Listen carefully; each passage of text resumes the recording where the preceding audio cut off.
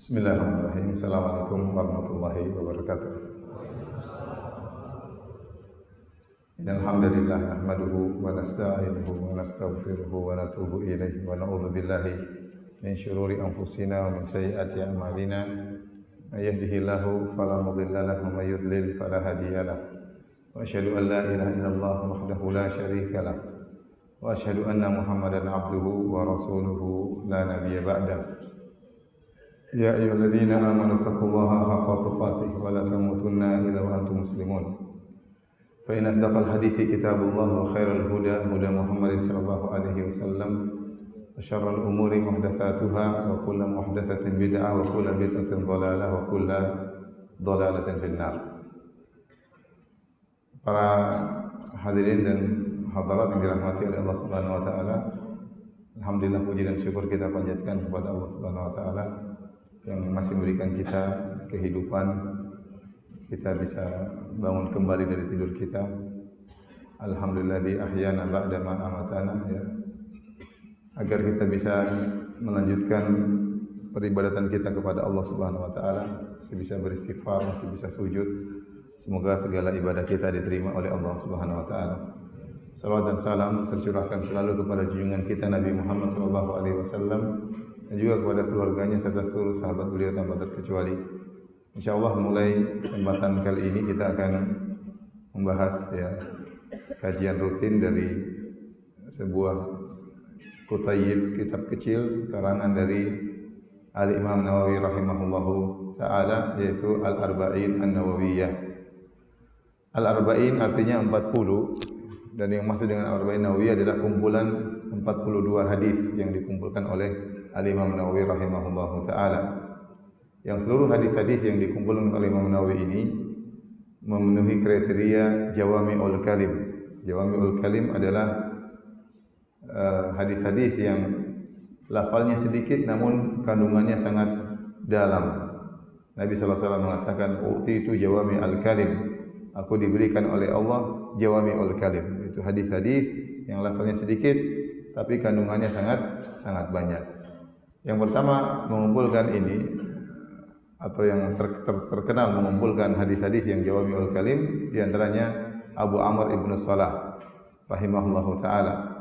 Beliau mengimlakan atau mendiktekan dalam majelis-majelis beliau hadis-hadis yang Jawami'ul Kalim, yang singkat tapi maknanya sangat dalam. Kemudian beliau mengimlakan sekitar 26 hadis. 26 hadis. Kemudian dilanjutkan oleh Al-Imam Nawawi rahimahullahu taala, ditambahkan lagi oleh Imam Nawawi sehingga menjadi 42 hadis. Ya, kemudian datang Al-Imam Ibnu Rajab Al-Hambali, kemudian menambahkan lagi 8 hadis, jadilah 50 hadis. Dan Ibnu Rajab Al-Hambali menulis buku judulnya Jami'ul Ulum wal Hadis wal Hikam, Jami'ul Ulum wal Hikam, yang beliau syarah 50 hadis tersebut, di antaranya 42 hadis yang dikumpulkan oleh Al-Imam Nawawi rahimahullahu taala. Ini gambaran bagi kita tentang kitab yang akan kita bahas. 42 hadis semuanya adalah hadis-hadis Jawami'ul Kalim. Ini syarat pertama, hadis-hadis Jawami'ul Kalim yang memenuhi, yang lafalnya sedikit maknanya banyak. Yang kedua, alaihi madarul Islam, bahwasanya hadis-hadis ini adalah kesimpulan dari agama Islam ini. Maka Imam Nawawi tidak meletakkan hadis ke dalam 42 ini kecuali hadis tersebut adalah hadis, salah satu hadis dari yang menopang Islam ini secara keseluruhan. Oleh karenanya dikatakan barang siapa yang menguasai 42 hadis ini, maka dia sudah memahami Islam secara global. Karena Islam secara umum kembali kepada 42 hadis ini. Jadi kalau ada yang bertanya bagaimana cara kita belajar Islam secara singkat, di antaranya dengan pelajari 42 hadis ini. Paling tidak Anda memiliki ilmu tentang Islam secara global. Karenanya saya berharap kepada para hadirin dan hadirat untuk menghafal 42 hadis ini. Setiap pertemuan harus sudah hafal satu hadis yang dibahas. Setuju atau tidak? Kalau setuju, tapi dikerjakan atau tidak? Semua setuju ya, menghafal 40 hadis, tapi saya ingin tahu dikerjakan atau tidak ya. Ada seorang syekh cerita, dia bikin pengajian buat para pekerja. dari orang Sudan, dari orang di Madinah. Tapi syekh tersebut mensyaratkan, ngaji nih hadir sedikit orang aja. Tapi dia mensyaratkan pokoknya yang ngaji harus setoran hadis arba'in. Sebelum dijelaskan setoran dulu. Ya, sebelum dijelaskan setoran dulu. Terus berlanjut tiap pekan mulailah para pekerja-pekerja. Tadi mereka orang Arab jadi mudah untuk apa? Untuk menghafal. Orang Sudan bahasanya juga bahasa Arab. Terus sampai akhirnya selesai 42 hadis. Setelah itu selesai, setelah berjalan waktu, akhirnya para pekerja ini bilang, "Syekh, sekarang saya merasa diri saya seorang alim." Karena sudah belajar 42 hadis disertai syarah-syarahnya. Maka saya katakan demikian, tentu kita tidak menjadi orang alim, tetapi kalau Anda sudah menguasai 42 hadis, Anda faham maksudnya, maka pasti ada sesuatu yang berbeda yang Anda miliki. Maka saya motivasi para hadirin hadirat untuk mempelajari hadis-hadis ini dan berusaha untuk menghafalkannya, ya. Paling tidak kita menghafalkan hadis Nabi, ya, dapat pahala dari Allah Subhanahu wa taala, menghafal sabda-sabda Rasulullah sallallahu alaihi wasallam. Adapun Al-Imam Nawawi rahimahullah taala, ya, beliau namanya Yahya bin Syaraf Abu Zakaria An-Nawawi. Biografi beliau tentunya sangat panjang, tapi di antara yang ingin saya sampaikan, beliau, ya, sejak kecil dikenal sebagai orang yang saleh. Disebut dalam biografi beliau, waktu kecil diajak main sama teman-temannya, dia tidak maunya menghafal Quran, ya. Sehingga dipaksa main oleh teman-temannya, sambil dia bermain dia masih menghafal Quran, ya. Kemudian belajar, ya, sampai disebutkan pernah 2 tahun beliau tidak pernah menyengajakan untuk berbaring, selalu tidur dalam kondisi duduk. Kenapa? Karena belajar dan belajar. Kemudian disebutkan juga beliau makan cuma sekali dalam sehari. Kenapa? Untuk hemat waktu, tidak mau waktunya habis untuk banyak makan. Namun beliau rahimahullahu taala meninggal usia masih sangat muda, yaitu 45 tahun. Beliau lahir tahun 631 dan wafat pada tahun 676 Hijriyah, yaitu pada abad ke-7. Ya, namun meskipun beliau meninggal dalam kondisi muda, terlalu banyak, ya, khazanah ilmiah yang beliau tinggalkan untuk umat Islam. Di antaranya kitab Al-Arba'in An-Nawawiyah ini, kitab yang sederhana kecil, namun dipelajari di mana-mana dan banyak anak-anak kecil menghafalkannya, ya. Banyak di masjid-masjid diajarkan kitab ini, di antaranya Masjid Al-Falah, ya, di Bambu Apus, ya. Kemudian juga beliau punya kitab yang terkenal juga namanya Riyadhus Shalihin, yang juga dibaca setiap pagi di Masjid Al-Falah, Bambu Apus, dan juga banyak dibaca di masjid-masjid lainnya di mancanegara. Di Arab Saudi juga sering mereka baca kitab Riyadhus Shalihin, biasanya ba'da asar dibaca 1-2 hadis dengan syarah singkat. Demikian. Jadi buku ini diterima oleh masyarakat, ya, tentang kitab Riyadhus Shalihin. Kemudian beliau juga memiliki buku-buku fikih seperti Ar-Rawdah, ya, kemudian juga Al-Majmu' Syarah Al-Muhadzab, yang buku tersebut buku sangat tebal-tebal, ya. Di antaranya adalah juga kitab Al-Minhaj Syarah Sahih Muslim, ya, yang juga dicetak tebal, ya, entah 11 jilid atau 9 jilid, sekitar gitulah. Jadi umur beliau yang singkat, namun hasil karya beliau sangat banyak. Ini menunjukkan bahwasanya yang jadi patokan di sisi Allah bukanlah panjangnya umur, tetapi apakah umur tersebut berkah atau tidak. Lihatlah Sa'ad bin Mu'adz radhiyallahu ta'ala anhu, yang beliau meninggal mungkin usia 38 tahun, 37 tahun sekitar itu, dan beliau hanya merasakan Islam mungkin cuma 8 tahun atau 7 tahun. Islam beliau cuma 7 atau 8 tahun, Sa'ad bin Mu'adz radhiyallahu anhu, tetapi waktu beliau meninggal ihtazza arsyur rahman, arsy Allah bergetar li mauti Sa'ad, karena meninggalnya Sa'ad bin Mu'adz.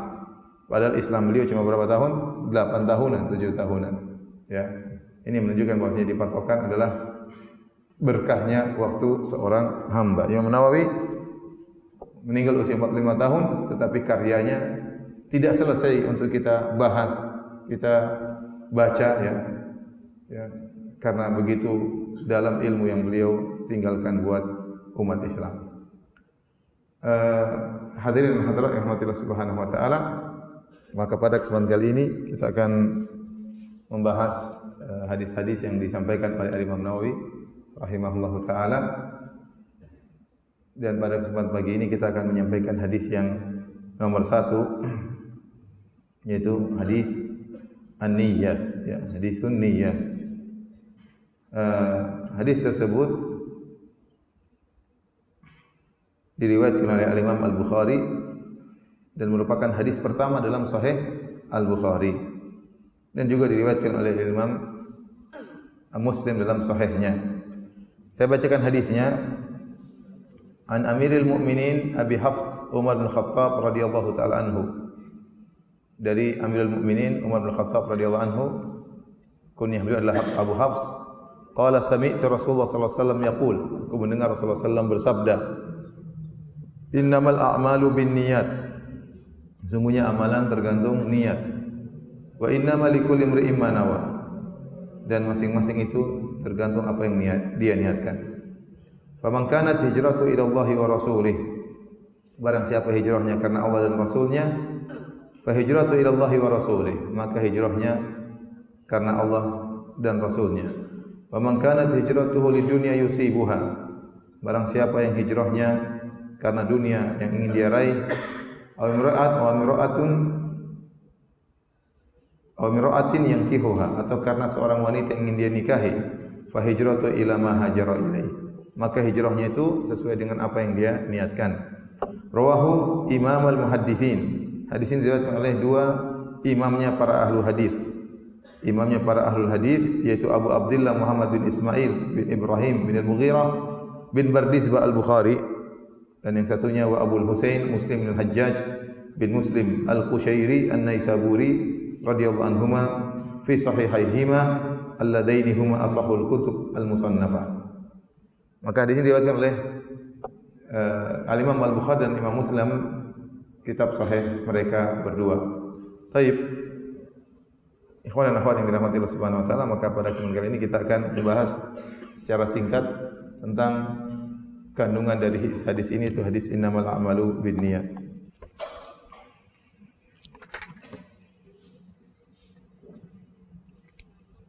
Nabi sallallahu alaihi wasallam bersabda, innama al-a'mal binniyat wa innama kulli imri'in ma nawa faman kana hijratuhu ila Allahi wa rasulihi ila Allahi wa rasulihi fa hijratu ila Allahi wa rasulihi.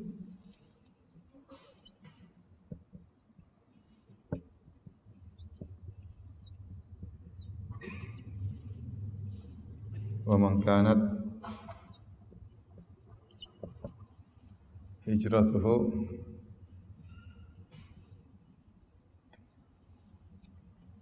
dan seterusnya, hijratuhu lidunya sibuha aw mir'atin yankihuha fa hijratu ila ma hajara ilaih. Kata Nabi sallallahu alaihi wasallam, sungguhnya, antum bisa baca kan? Ya. Ini gundul, enggak usah saya gondrongin ya. Innamal a'malu binniyat.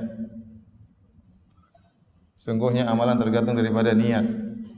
Wa innamal likulli imri'in ma nawa, dan sungguhnya masing-masing orang tergantung apa yang dia niatkan. Barang siapa hijrahnya kepada Rasulnya, maka hijrahnya kepada Rasulnya. Barang siapa hijrahnya kepada dunia atau wanita yang hendak dia nikahi, maka hijrahnya sesuai dengan apa yang dia kehendaki. Taib, innama, ya, dalam bahasa Arab artinya hanyalah. Innama artinya hanyalah. Hanyalah amalan-amalan dengan niat. Amalan di sini jamak, plural. Jamak, kata jamak al-a'mal, kemudian ada alif lam mim sehingga mencakup seluruh amal. Bahkan kata para ulama, amal di sini ya, amal di sini ya mencakup perbuatan, kemudian perkataan umum ya, bahkan pikiran. Ini termasuk juga amal. Ya, Nabi SAW memberi peringatan bahwasanya segala kegiatanmu itu berdasarkan niat, baik perbuatan maupun perkataan maupun apa? Pikiran. Ini yang menjadi patokan oleh Allah Subhanahu wa taala adalah masalah niat, bin niat. Ini yang paling penting ya. Ya, niat.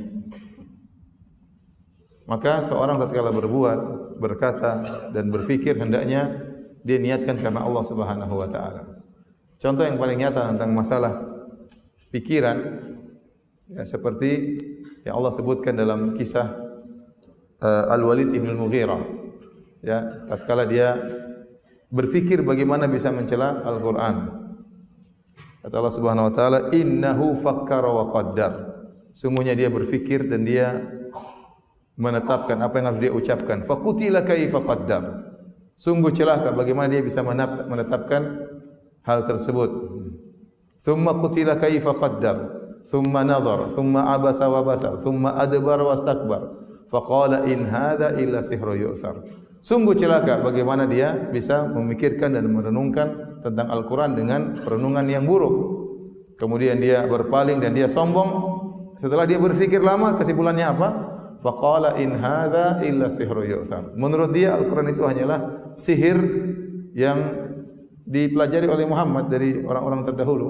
In hadza illa qaulul bashar. Ini hanyalah perkataan manusia. Kata Allah, sa'uslihi saqar.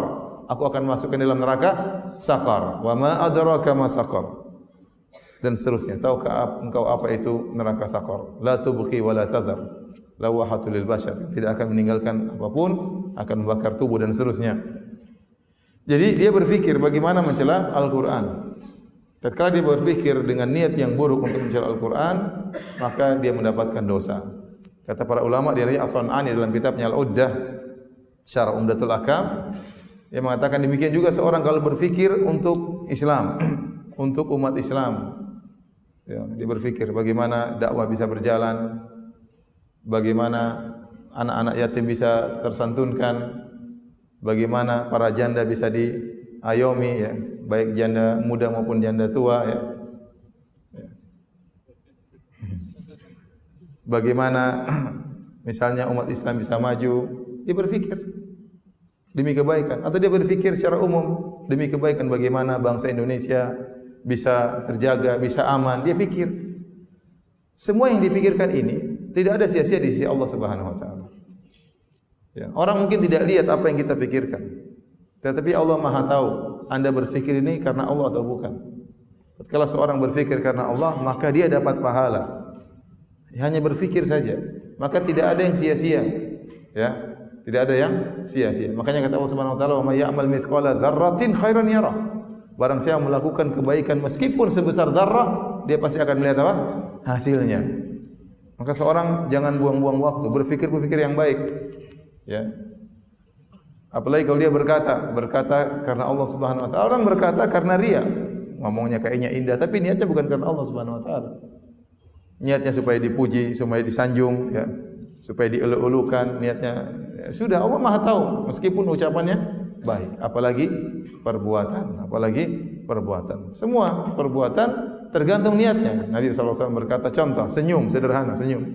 Kata Nabi, la tahqiranna minal ma'rufi syai'an walau an talqa akhaka biwajhin talib. Jangan kau meremehkan kebaikan sedikit pun meskipun hanya tersenyum waktu ketemu saudara. Senyum ini niatnya banyak.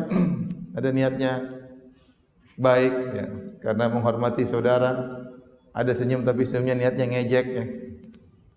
Ada senyum tapi niatnya marah. Tabassumal mughdab. Senyum tapi marah ya. Ada senyum karena ada udang di balik batu ya. Karena ini melemparkan cinta pada hati seseorang. Tergantung niatnya, ya. Jadi perhatikan, hidup ini tidak ada yang sia-sia kalau antum niatkan karena Allah Subhanahu wa taala, ya. Makanya dalam Al-Qur'an, ya, kata Allah, wa wajadu ma amilu hadira. Tatkala seorang dibukakan catatan amal, dia mengatakan, mali hadzal kitabi la yughadiru saghiratan wala kabiratan illa ahsaha. Kitab apa ini? Catatan amal. Tidak ada suatu perbuatan besar maupun kecil kecuali dicatat, kecuali dijaga dalam kitab tersebut. Tidak ada yang luput. Kata Allah, wa wajadu ma amilu hadira. Maka mereka mendapati seluruh apa yang mereka amalkan nampak. Dan yang dicatat bukan cuma perbuatan, bukan cuma perkataan, bahkan niat. Malaikat catat. Makanya dalam hadis kata Nabi sallallahu alaihi wasallam, "Man hamma bihasanah."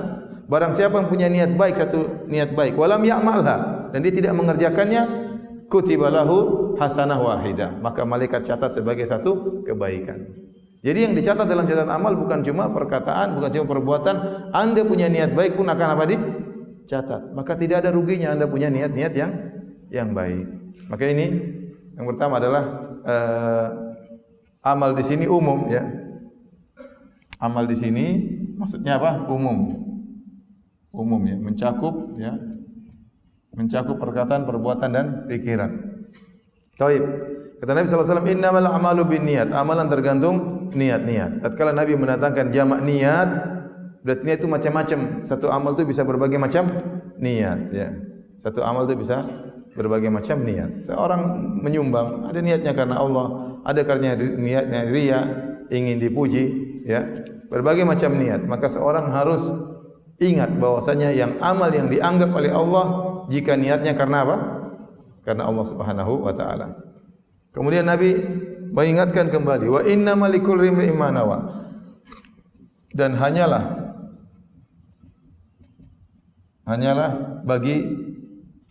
bagi setiap orang apa yang dia niatkan, apa yang dia niatkan. Ya. Manawa, jadi apa yang dia niatkan. Maka seorang akan diberi ganjaran oleh Allah sesuai dengan kadar niatnya. Sesuai dengan kadar niatnya. Ada orang beramal soleh, niatnya murni karena Allah. Ada orang beramal soleh, niatnya karena Allah dan karena dunia. Tergantung. Ya. Contoh seorang berjihad di jalan Allah, niatnya murni karena Allah. Contoh seorang berjihad di jalan Allah, ternyata niatnya untuk mengambil ghanimah. Ya. Beda lagi ini pahalanya. Ya. Ya, contoh seorang menuntut ilmu dengan niat agar bisa berdakwah. Contoh orang menuntut ilmu supaya diakui, supaya disanjung oleh umat masyarakat. Maka niat bermacam-macam. Dan pahala sesuai dengan kadar niat. Makanya kata Al-Imam Ibnu Mubarak rahimahullahu taala, rubba niyatin saghirah, rubba amalin saghir tu'azzimuhu niyyah. Betapa banyak amalan yang kecil jadi besar karena niat yang luar biasa, niat yang ikhlas luar biasa. Semakin tinggi niatnya, semakin tinggi kadar pahalanya. Walubba amalin kabir, dan betapa banyak amal besar tusaghiruhu niyyah, jadi kecil karena niat. Amal itu besar tapi jadi kecil nilainya si Allah, kenapa niatnya enggak beres, ya. Niat itu sangat pengaruh. Oleh karena kata Nabi sallallahu alaihi wasallam, man talaba syahada bisidqin, barang siapa yang berniat untuk mati syahid dengan niat yang tulus, ballaghahu Allahu manazil syuhada wa in mata ala firasyi. Hadis riwayat Muslim. Barang siapa yang berniat untuk bisa meninggal dalam kondisi syahid, ya, dengan tulus niatnya, maka Allah akan sampaikan dia kepada derajat orang-orang yang mati syahid meskipun dia meninggal di atas tempat tidurnya. Bayangkan niatnya mengantarkan dia sampai derajat syuhada meskipun dia meninggal di atas tempat tidur. Dia ingin mati syahid tapi tidak ada peperangan yang syar'i misalnya, ya. Enggak ada peperangan yang syar'i. Jangan salah jalan, ya. Mau mati syahid ngebom bunuh diri, ya, ngawur, ya. Dia sudah ingin syahid tapi tidak ada jihad yang syar'i misalnya di sini tidak ada, ya sudah, dia niatkan saja. Siapa tahu memang ada suatu saat ada jihad, dia akan maju. Kalau enggak ada, dia sudah niatkan meskipun dia meninggal di atas tempat tidurnya, dia dapat pahala syuhada. Yang buat dia dapat pahala syuhada apanya? Niatnya. Makanya ini itu sangat penting. Satu amal bisa berbagai macam pahala, tergantung kadar niatnya. Kata Nabi sallallahu alaihi wasallam dalam sebagian riwayat, rubba qatilin baina saffain Allahu a'lamu bi niyatihi. Betapa banyak orang meninggal di antara dua saf yang sedang bertempur, Allah lebih tahu tentang niatnya. karena Allah atau bukan. Baik. Setelah itu Nabi SAW memberikan contoh tentang suatu ibadah yang mulia yang namanya hijrah. Faman kanat hijratu ila Allah wa Rasul. Barang siapa berhijrah karena Allah dan Rasulnya, fa hijrat ila Allah wa Rasul. Maka hijrahnya karena Allah dan Rasulnya. Faman kanat hijratu li dunya yusibuha aw imra'atin yankihuha fa hijratu ila ma hajara ilaihi. Barang siapa yang hijrahnya karena dunia atau karena wanita, maka bagi dia apa yang dia niatkan. Hijrah ya adalah ibadah yang sangat mulia. Makanya dijadikan contoh oleh Nabi sallallahu alaihi wasallam. Ya. Bahkan dalam Al-Qur'an disebutkan hijrah banyak, bahkan hijrah disebutkan terkadang sebelum jihad. Ya. Walladzina amanu wa hajaru wa jahadu, dan orang-orang beriman, berhijrah dan berjihad. Ini dalam Al-Qur'an banyak ayat seperti ini. Makanya Nabi sallallahu alaihi wasallam mengatakan al-ibadatu fil haji ka hijratin ilayya. Barang siapa yang beribadah di musim fitnah, maka seperti berhijrah kepadaku, ya. Rasulullah motivasi orang untuk sibuk beribadah, jangan terlalu ngurusin fitnah, karena pahalanya seperti berhijrah kepada Nabi sallallahu alaihi wasallam, ya. Intinya, ya, banyak keutamaan tentang hijrah. Dan hijrah adalah berpindahnya seorang. Hijrah itu ada dua. Kata Al-Hafidz Ibnu Hajar rahimahullah taala, hijrah di zaman Nabi ada dua, dan ada yang lebih umum lagi yang bentar. Hijrah artinya at-tark, ya, artinya adalah at-tark, meninggalkan. Ini adalah pertama adalah hijrah meninggalkan tempat ke tempat yang lain.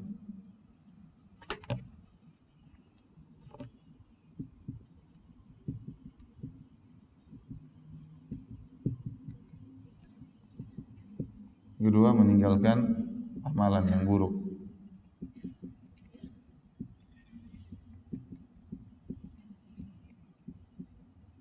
Menuju amal soleh.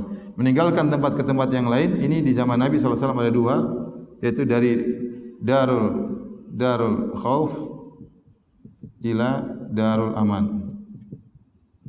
Yaitu dari negeri yang tidak aman ke negeri yang aman. Itu di antaranya contohnya dari Mekah ke Habasyah. Ini terjadi di zaman Nabi dua kali. Yang kedua, min daril kufur ila daril Islam.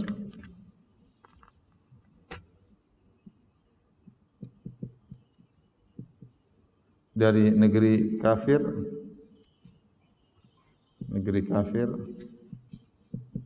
ke negeri Islam. Ini contohnya adalah dari Mekah ke Madinah. Ini awal terjadi hijrah di zaman Nabi dua kali, hijrah di zaman Nabi tiga kali. Pertama ke negeri Habasyah, keduanya ke negeri Habasyah. Dari Mekah terjadi keributan, maka Nabi menyuruh para sahabat berhijrah ke negeri Habasyah. Negeri Habasyah negeri Nasrani, ya, tetapi di situ negeri yang aman, para sahabat bisa beribadah di sana dengan tenang. Maka Nabi menyuruh para sahabat berhijrah ke negeri milik orang-orang Nasrani, namun rajanya adil, Raja Najasyi. Maka berangkatlah para sahabat berhijrah di sana. Hijrah yang pertama. Kemudian ada isu bahwasanya orang-orang Quraisy sudah berubah menjadi baik, maka para sahabat pulang, ternyata masih belum baik lagi, masih diintimidasi lagi. Para sahabat berhijrah dua kali ke negeri Habasyah. Sampai akhirnya setelah Nabi berdakwah 13 tahun di Mekah, ternyata di Madinah sudah mulai tumbuh benih-benih negara Islam. Maka Nabi pun berhijrah ke kota Madinah, dari negeri kafir ke negeri Islam, yaitu dari kota Mekah menuju kota Madinah. Jadi barang siapa yang tinggal di suatu negeri, ternyata negeri tersebut, ya, tidak bisa beribadah, dilarang untuk beribadah, maka wajib bagi dia untuk meninggalkan negeri tersebut menuju ke negeri yang lain yang dia mudah untuk beribadah. Dan orang yang tetap bertahan di negeri yang dia tidak bisa beribadah, maka dia tercela. Kata Allah, alam takun ardullahi wasi'ah fatuhajiru fiha. Bukankah bumi ini Allah ini luas, kau bisa berhijrah? Ya. Oleh karena di sebagian negara seperti dulu di Soviet, orang tidak bisa beribadah.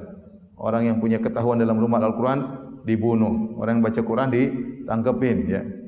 Ya, sehingga dahulu mereka begitu sulit untuk menghafal Quran, baca Quran diam-diam. Kalau mau hafaz Quran harus masuk dalam goa-goa untuk belajar, ya. Alhamdulillah, ya. Sehingga mereka harus berhijrah, ya, berpindah. Yang kedua adalah meninggalkan amalan yang buruk. Ini yang kata Nabi sallallahu alaihi wasallam, al-muslim man salimal muslimuna min lisani wa yadihi. Seorang muslim adalah seorang yang orang lain tidak terganggu dengan lisannya dan perbuatannya. Wal muhajir man hajara ma nahallahu anhu, dan orang yang berhijrah sungguhnya adalah orang yang meninggalkan apa yang dilarang oleh Allah Subhanahu wa taala. Inilah yang sering orang mengatakan sudah hijrah, sudah hijrah. Tadinya tukang makan riba sudah tobat, tadinya tukang zina sudah bertobat, ya.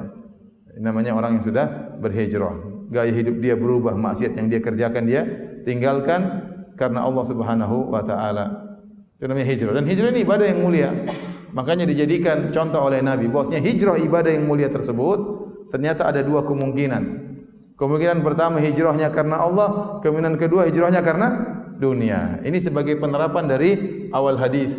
Amalan tergantung niat dan seorang mendapatkan apa yang dia niatkan. Contohnya hijrah. Hijrah ibadah yang mulia, ternyata niatnya bisa berbeda. Ada niatnya karena Allah, ada niatnya karena dunia. Maka Nabi SAW kemudian mengklasifikasikan hijrah menjadi dua. Yang pertama, hijrah karena Allah dan Rasulnya. Ya. Sini yang pertama apa? Hijrah. Dalam hadis ini kata Nabi, hijrah pertama karena Allah dan Rasulnya. Yang kedua karena apa? Dunia dan wanita. Ya. Bentuknya sama-sama berhijrah, sama-sama pergi meninggalkan Mekah menuju Madinah. Enggak ada bedanya. Tetapi yang membedakan tersebut adalah niat. Yang satu niatnya karena Allah dan Rasulnya, maka dia dapat pahala. Yang satunya karena dia dan wanita, dia mendapatkan dunia atau wanita. Jadi kata Nabi SAW, di dunia yusibuha. Di dunia yusibuha. Ayimra'atin yang kihuha. Karena dunia yang ingin dia dapatkan atau wanita yang ingin dia nikahi. Dunia diambil dari kalimat dunu. Dunu artinya qarib, dekat. Artinya apa? Dunia itu sebentar. Ya, dunia itu cuma sebentar. Maka disebut dengan dunia karena dari kalimat ad-dunu yang artinya dekat. Karena orang tinggal dunia tidak akan lama. 60, 70, 80 dipanggil oleh Allah Subhanahu wa taala, ya. Ya, tidak akan lama tinggal dunia. Yang kedua kata Nabi, atau wanita yang dia nikahi. Ya, Nabi menyebutkan wanita secara khusus setelah dunia. Penyebutan wanita secara khusus secara dunia menunjukkan fitnah wanita luar biasa. Makanya Nabi mengatakan, fattaqud dunya wattaqun nisa. Takutlah kalian hati-hati terhadap dunia dan hati-hati terhadap wanita. Padahal wanita termasuk bagian daripada dunia, tapi wanita disebutkan secara khusus karena wanita ini bisa menimbulkan fitnah yang banyak bagi para lelaki. Betapa banyak lelaki hancur gara-gara terfitnah dengan wanita, terjerumus dalam hal yang diharamkan oleh Allah Subhanahu wa taala. Kata Nabi sallallahu alaihi wasallam, innal mar'ata auratun, dalam Sunan Tirmizi, wanita itu aurat. Fa idza kharajat, kalau wanita keluar, istasyrafa syaitan, diintai oleh syaitan. Syaitan begini kalau wanita keluar. Kenapa? Siap untuk dihiasi sehingga dipandang semakin menawan di pandangan para lelaki, ya. Sehingga terjadi berbagai macam penyimpangan, ya, sosial gara-gara terlalu banyak wanita keluar tidak pakai aturan, ya. Taib, ini secara umum pembahasan tentang hadis innamal a'malu binniyat. Sudah dicatat? Ya. Kalau belum dicatat, difoto, ya. Sekarang orang zaman now tidak perlu catat apa, di foto dulu, nanti catat di rumah. Karena saya mau lanjut lagi habis ini, saya mau hapus. Ya. Ustadznya ustadz zaman now, muridnya murid zaman.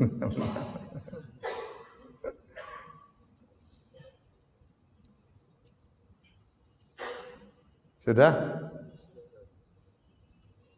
Kalau sudah tolong dihapus.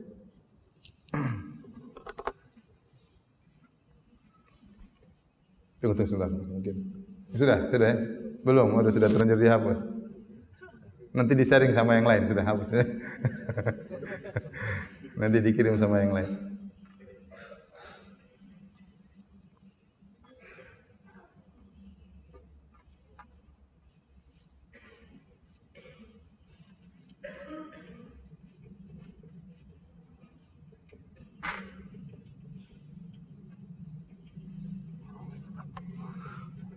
Bahasan berikutnya kita akan bahas tentang fungsi niat. Fungsi niat dalam Islam.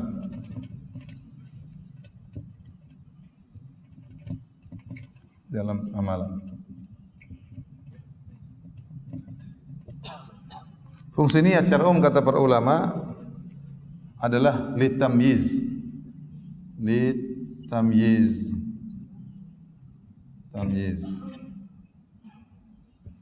Tamyiz artinya untuk membedakan, sebagai pembeda. Pembeda di sini ada dua juga, ya. Antara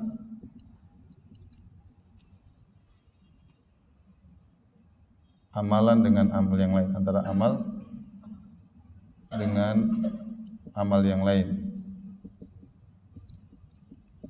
Ini bisa terbagi juga menjadi dua, ya. Antara ibadat yang satu dengan yang lainnya. Yang kedua, antara ibadat dengan adat. Kalau yang ini antara ikhlas atau tidak. Yang menentukan adalah niat. Kita jadi fungsi niat itu untuk membedakan. Kata Nabi, innamal a'malu binniyat. Amalan tergantung apa? Niatnya. Contoh antara amalan yang satu dengan amal yang lain, antara ibadah dengan adat. Contoh mandi. Mandi ini ada dua kemungkinan. Seorang mandi bisa jadi mandi junub, bisa jadi mandi biasa. Tergantung niatnya. Kalau orang mandi dengan mandi biasa saja tanpa niat mandi junub, maka hadasnya tidak terangkat. Contoh, dia berhubungan dengan istrinya ba'da subuh. Dengan istrinya ba'da subuh. Kemudian dia mungkin ke pasar, dia belum mandi junub, dia lupa, dia mau berangkat pergi salat Jumat, dia mandi, tapi dia tidak mandi untuk niatnya mandi apa? Junub. Kemudian dia salat Allahu akbar, selesai salat Jumat, assalamualaikum. Tadi saya mandi niatnya apa ya? Ternyata dia lupa niatnya untuk mandi junub, maka salatnya tidak sah. Berarti dia tadi belum bersuci. Paham? Kenapa waktu dia mandi bukan niatnya untuk mandi junub? Ini di antara fungsi niat membedakan antara adat dengan ibadah.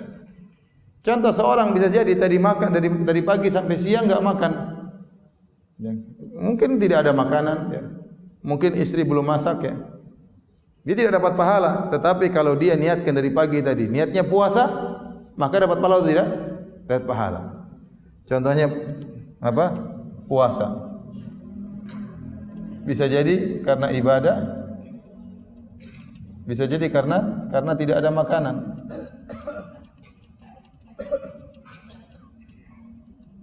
Ada orang tidak makan sampai siang, tapi niatnya bukan karena apa? Puasa. Kebetulan nggak dapat makanan aja, ya. Sehingga dia tidak dapat pahala. Tapi kalau sejak pagi diniati karena puasa, pahala terus mengalir. Argo pahala jalan. Ini contoh antara ibadat dengan adat. Sekarang bahasan antara adat ibadah yang satu dengan ibadah yang lain. Contohnya ya. Pertama, antara wajib dan sunnah. Contoh, seorang masuk masjid, ya, salat zuhur dengan qobliyah zuhur. Seorang masuk masjid setelah azan zuhur, dia masuk masjid. Kita boleh salat qobliyah zuhur 4 rakaat, boleh. Boleh 2 rakaat, boleh 4 rakaat. 4 rakaat ini cara mengerjakan 2 model. Bisa 2 rakaat salam, bisa 2 rakaat salam. Bisa langsung 4 rakaat langsung. Caranya persis seperti salat zuhur, persis. Rakaat kedua tasyahud awal, rakaat keempat tasyahud akhir, persis. Bentuknya sama. Sama-sama salat sirriyah, sama-sama 4 rakaat. Tapi tergantung niat. Niat yang membedakan. Ini salat qobliyah atau salat apa? Salat zuhur. Paham? Beda antara yang wajib dan sunnah. Contoh, ya. Contoh sedekah. Bisa jadi niat zakat, niat untuk zakat. Bisa jadi niat untuk sedekah biasa, untuk sedekah biasa. Biasa, ya. Seorang yang bersedekah, kalau dia niatkan untuk zakat, berarti dia sudah mengeluarkan sebagian zakatnya. Tapi kalau dia niatkan untuk sedekah biasa sunnah, berarti zakat dia belum keluarkan. Paham? Uangnya sama dikeluarkan, tapi niatnya berbeda. Ini berarti berbeda antara yang wajib dengan yang sunnah. Beda. Ya. Ini nomor 1. Ya. Kemudian juga misalnya ya tadi itu kira-kira demikian ya. Antara puasa juga ya. Puasa bisa jadi antum puasa qadha, bisa jadi puasa Senin, Kamis, niatnya berbeda ya. Misalnya puasa qadha atau puasa misalnya niatnya puasa Senin Kamis. Ini juga berbeda. Bentuknya sama-sama puasa, tapi niatnya berbeda sehingga merubah amalan tersebut. Paham? Sudah ngantuk belum? Terus, ini contoh ya. Jadi seorang harus niatnya ada. Ya. Jangan dia sudah kasih duit sama orang, sudah ini sedekah buat kamu. Saya belum bayar zakat. Tadi niatnya buat zakat yang tadi. Oh, enggak bisa. Sudah terlanjur dikasih sama orang, enggak bisa. Tapi yang berikutnya antara ikhlas dengan tidak. Ini berarti al-ma'mul lahu al-maqsud bihi, yaitu apakah untuk Allah atau untuk selain Allah. Itu untuk Allah atau selain Allah. Ikhlas atau riya. Jadi amalan bisa menjadi 2 ya. Karena Allah ikhlas. Yang kedua karena selain Allah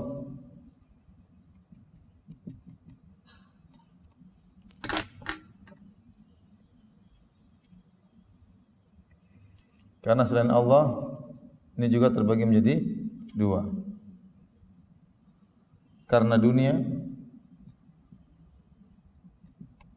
karena untuk menyerahi pujian.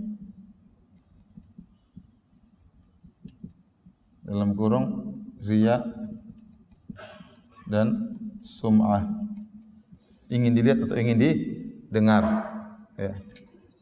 Kalau karena Allah ikhlas, ya alhamdulillah. Maka ini yang diharapkan berpahala di sisi Allah Subhanahu wa taala. Karena selain Allah ada 2 model. Kalau karena dunia, maka dilihat, ya. Bisa jadi niat dunia yang mendominasi.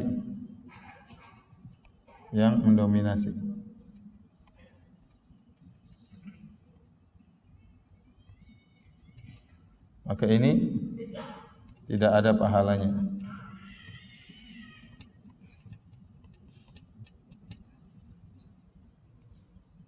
Kemudian yang kedua, ya,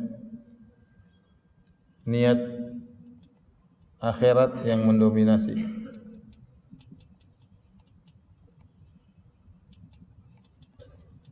maka ini berpahala. Ya. Kalau ini sama-sama kuat, maka wallahu alam.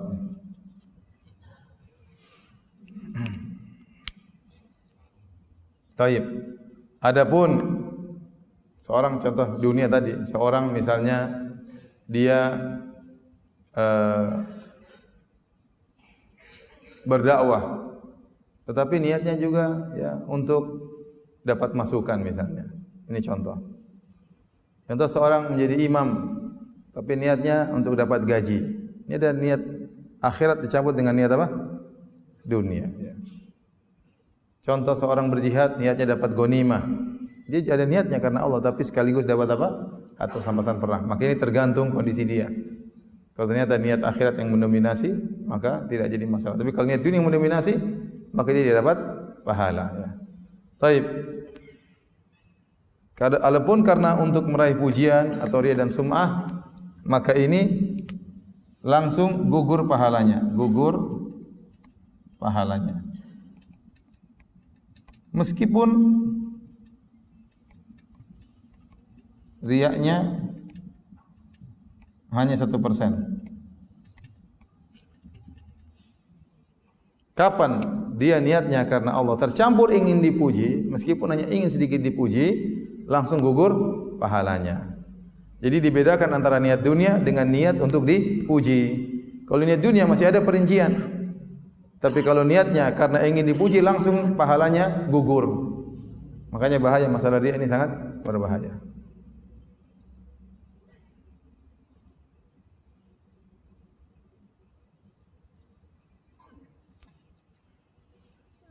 Kalau sudah dihapus ya. Sudah difoto maksudnya hapus. Tunggu dulu sebentar.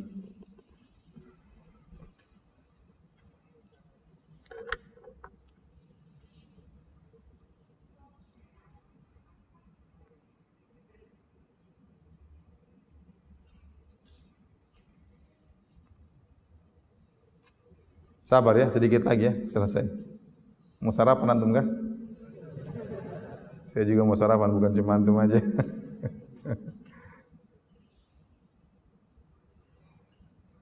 Kalau sudah tolong dihapus, hapus. Yang terakhir kita bahas ya, biar antum semangat. Yang terakhir kita bahas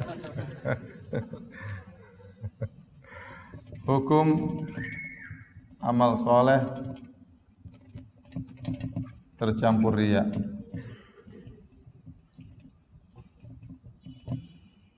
Ya, maka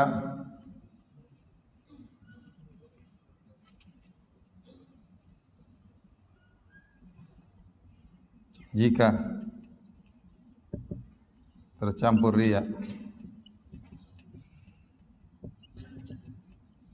sejak awal, maka gugur.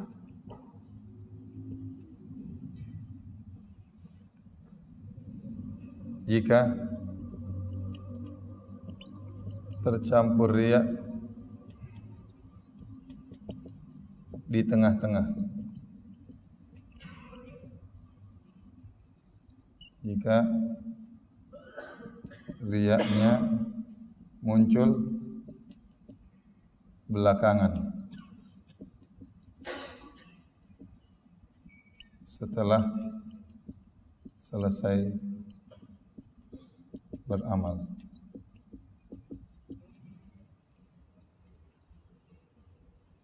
Hukum amal salat tercampur riya. Jika tercampur riya sejak awal, maka gugur. Mau salat memang mau riya ya. Ya, mau dakwah ternyata memang mau riya ya. Mau haji terkadang memang mau riya, ingin pamer. Mau umrah memang riya sejak awal. Jadi sejak awal sudah pamer sana sini, sudah bikin viral sana sini ya. Memang niatnya untuk dipuji sejak awal.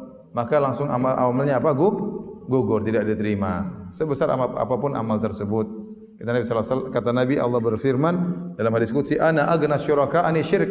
Man amila amalan asyraka fihi ma'iya ghairi taraktuhu wa syirkahu. Aku adalah zat yang paling tidak butuh dengan syarikat. Barang siapa beramal saleh mengambil sekutu selainku, ingin dipuji oleh Allah dan ingin dipuji oleh manusia, maka aku tinggalkan dia dan kesyirikannya. Maka sejak awal dia gugur ya. Sekarang jika tercampur riya di tengah-tengah ya. Maka ada tiga kemungkinan. Pertama, dia lawan untuk mengusir riya. Atau dua kemungkinan. Yang kedua, dia biarin aja. Biarin aja riyanya. Karena lezat. Karena riya itu lezat ya. Riya itu apa? Lezat. Enak dipuji, enak disanjung ya. Dia lawan, maka ada dua kemungkinan. Dia berhasil mengusir,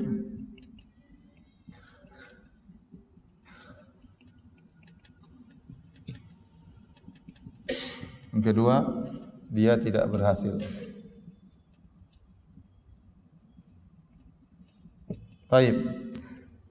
Kalau riya muncul di tengah, dia lagi sholat, tahu-tahu rakaat ketiga dia riya, ingin dipuji, atau rakaat kedua dia riya, dia bacaan Qur'annya panjang-panjang, indah-indahkan, berarti dia riyanya muncul di tengah ya. Tadinya rakaat pertama dia baca Qul huwallahu ahad, tahu-tahu ada rakaat kedua ada bupati sholat belakang dia, akhirnya diganti surat Al-Baqarah ya. Riya muncul di tengah ya. Kalau dia berusaha mengusir dan dia berhasil mengusir, maka selamat. Apa? Pahalanya selamat. Iya, selamat dari awal. Kalau dia sudah berusaha mengusir namun tidak berhasil, sama, pahala juga selamat. Kenapa? Dia sudah berusaha. La yukallifullahu nafsan illa usaha. Dia sudah berusaha. Tidak mampu, terlalu lezat riya tersebut. Mau dilawan enggak bisa. Yang penting dia sudah berusaha. Jadi masalah dia biarin aja. Dipuji oleh orang, lagi berdakwah di tengah, Ustaz pintar sekali. Oh memang, saya memang pintar, dulu saya ranking, saya doktor, saya ini. Iya benar. Ya. Ini cuma kasih tahu aja, bukannya sombong ya. Nah, itu. Dia lezat dengan riya tersebut. Langsung dia mulai cerita sana sini. Dia lezat. Dia sholat kemudian dia riya tengah jalan. Jika dia biarkan riyanya karena riya itu lezat. Bagaimana? Ini ada khilaf ini. Riya yang muncul di tengah ada khilaf. Ada yang mengatakan amalnya gugur. Ada yang mengatakan tidak gugur. Karena yang jadi patokan adalah awalnya.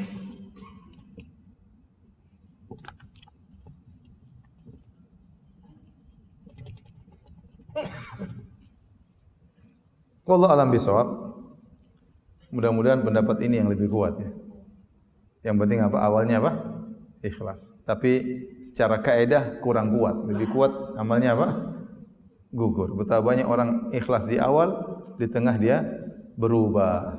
Betapa banyak orang seperti itu. Itu yang menunjukkan kita harus senantiasa merubah niat kita ya. Harus memperhatikan niat kita, jaga niat kita. Baik, jika riya muncul belakangan setelah selesai beramal ya, maka ada khilaf juga. Ada yang mengatakan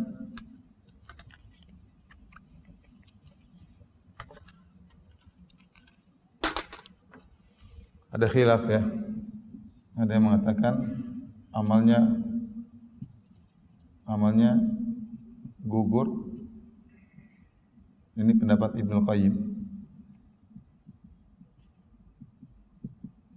Ada yang mengatakan amalnya tidak gugur.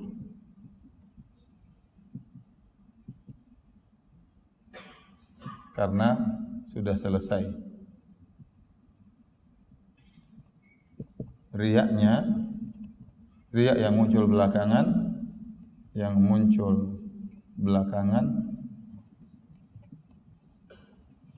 itu dosa tersendiri, dosa tersendiri, tidak ada kaitannya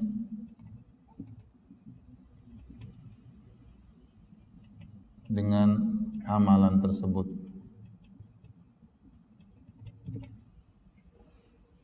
Jadi kalau riya, seorang berdakwah ikhlas, terus 2 tahun kemudian cerita, saya pernah berdakwah di Papua, saya pernah berdakwah, dia pamer, ya.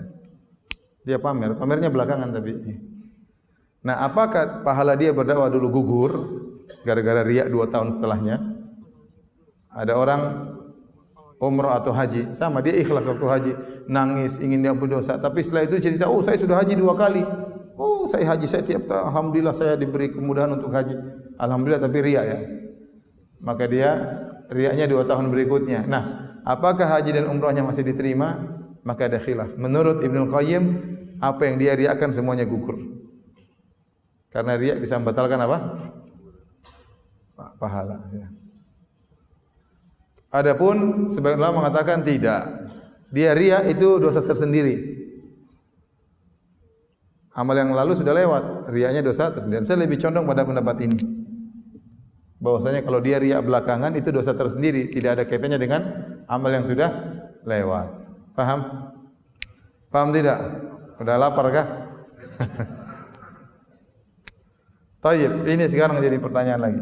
Jika riya muncul sejak awal, setelah itu dia bertobat. Contoh, nyumbang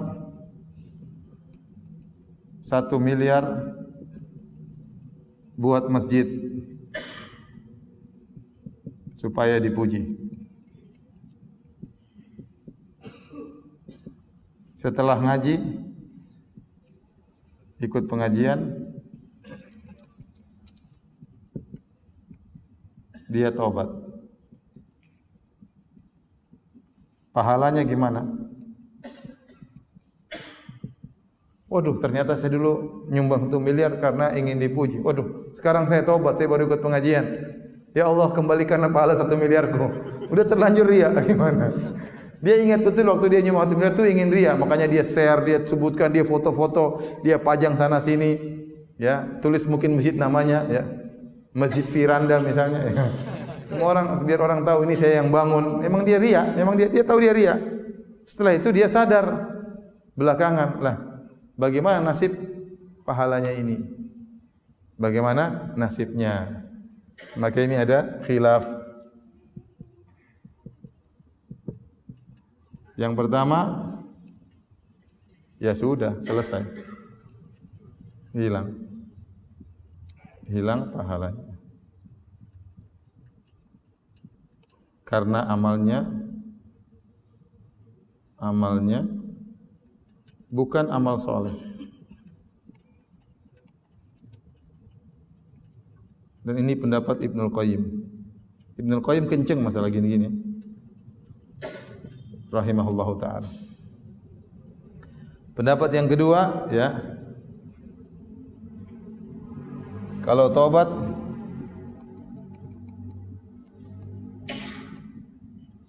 amalnya diterima. Ini pendapat sebagian ulama. Dalilnya apa? Firman Allah, "Wa ma mana'ahum an tuqbala minhum nafaqatuhum illa annahum kafaru billah." Dan tidaklah mencegah orang-orang musyrikin itu sedekah mereka diterima oleh Allah kecuali karena mereka kafir. Jadi orang musyrik itu kalau mereka berbuat baik, berbakti sama orang tua, membantu fakir miskin, diterima enggak pahalanya? Diterima enggak pahalanya? Enggak, karena dia musyrik. Ada orang musyrik nih baik, nyantunin anak yatim, nyantunin janda, nyantunin orang susah. Orang musyrik, ada pahalanya enggak? Enggak, karena dia kafir. Wa ma mana'u man tuqbala min nafaqatum illa annahum kafaru billah. Tidaklah dicegah mereka untuk diterima sedekahnya kecuali karena mereka kafir. Tapi kalau dia masuk Islam, itu tadi yang tidak diterima jadi diterima. Ada orang kafir berbakti sama orang tua, suka bantu tetangga, nyantuin anak yatim. Dia meninggal, ya sudah tidak diterima. Tapi kemudian dia masuk Islam. Kalau dia masuk Islam, seluruh amalan yang dia kerjakan sebelum Islam semuanya sudah jadi pahala. Makanya kata Nabi kepada Hakim bin Hizam, aslamta ala ma aslafta min khair ya Hakim. Kau masuk Islam dengan membawa seluruh pahala yang pernah kau lakukan tatkala kau masih musyrik. Dia pernah menyumbang, dia pernah ini, pernah bagi makanan, maka dapat pahala berubah jadi kebaikan. Kenapa? Karena dia masuk Islam dan bertobat. Itu orang musyrik yang beramal soleh. Kalau bertobat pahalanya jadi baik, apalagi orang yang sekedar riya kemudian bertaubat. Ya. Mudah-mudahan ini yang lebih baik. Mudah-mudahan. Kalau ini setengah mati sekali. Ibnu Qayyim. Pendapatnya susah-susah semua. Tapi bisa jadi ini yang rajih, kita nggak tahu.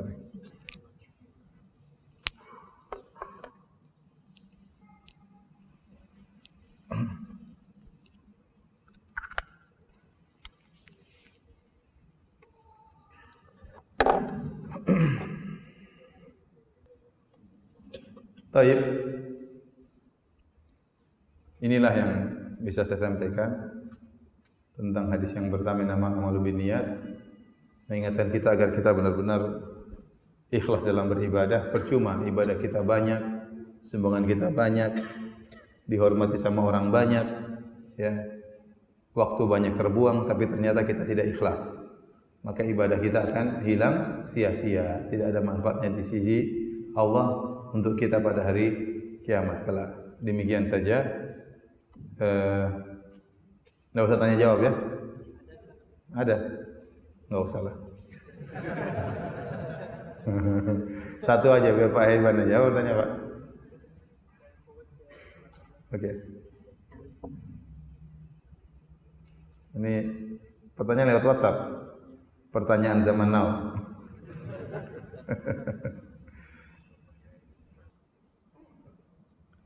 Ini ada pertanyaan, apakah harus melafalkan niat ketika akan sholat, puasa dan wudu? Ini ada dua pendapat secara umum. Jumhur ulama berpendapat tidak perlu melafalkan niat. Sebagian ulama Syafi'iyah juga berselisih. Ada yang mengatakan tidak perlu niat, tidak perlu melafalkan niat. Semua sepakat harus berniat. Masalah khilafnya tentang melafalkan itu perlu atau tidak. Maka mayoritas ulama mengatakan tidak perlu. Sebagian ulama Syafi'iyah terutama mutaakhirin mereka mengatakan yustahab, dianjurkan untuk melafalkan niat, ya. Untuk apa? Untuk mengkokohkan niat sebelum dia beribadah, ya. Oleh karenanya tatkala dia salat zuhur dia mengatakan usolli fardhu dzuhri arba'a raka'atin mustaqbilal qiblati adaan ma'muman lillahi ta'ala, ya. Dia sebutkan lafal niat tersebut. Ya, niat tujuannya apa? Agar dia kokoh niatnya sebelum dia salat. Ini pendapat sebagian ulama Syafi'iyah yang belakangan. Tetapi pendapat yang lebih benar adalah tidak perlu melafalkan niat. Kenapa? Karena kata Nabi wa khairul huda huda Muhammadin sallallahu alaihi wasallam. Sebaik-baik petunjuk adalah petunjuk Nabi sallallahu alaihi wasallam. Sebaik-baik cara salat adalah cara salatnya Nabi sallallahu alaihi wasallam. Dan Nabi salat begitu banyak salat tidak diriwayatkan sekalipun Nabi pernah melafalkan niat. Dan para sahabat, ribuan sahabat, mereka salat tidak pernah diriwayatkan mereka melafalkan niat. Tidak ada Nabi melafalkan niat. Jangankan dalam hadis yang sahih, dalam hadis yang dhaif pun tidak ada. Jangankan dalam hadis yang dhaif, hadis palsu pun tidak ada Nabi pernah melafalkan niat. Maka yang sebaik-baiknya kita mengikuti tata cara salat Nabi sallallahu alaihi wasallam. Namun kalau ada saudara kita yang melafalkan niat, kita katakan dia mengikuti pendapat sebagian ulama, ya.